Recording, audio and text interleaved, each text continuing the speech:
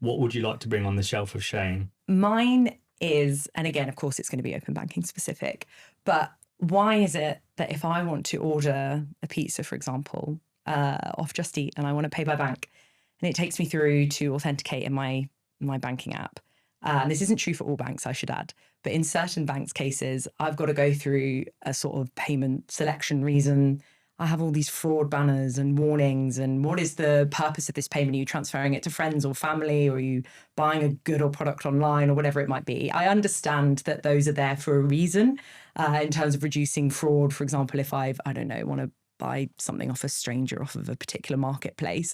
But if I'm just trying to buy a pizza and it's an open banking initiated transaction through a reputable provider like TrueLayer, I should not be having to go through those fraud warning screens. I just want my pizza. And they're so annoying. I love that one because that does my head in, and my bank does it for when I'm paying my other bank, which is in my name, which I make regular payments to, and it still asks me every time. God, just get that on the shelf of shame. 100%.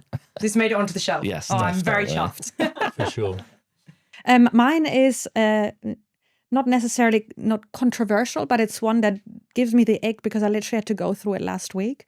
It's these outdated payment pages where you have to actually enter your 16-digit card number, where you then also have to choose the brand and the type and even switch, if switch is still even a thing, and where it's 2026.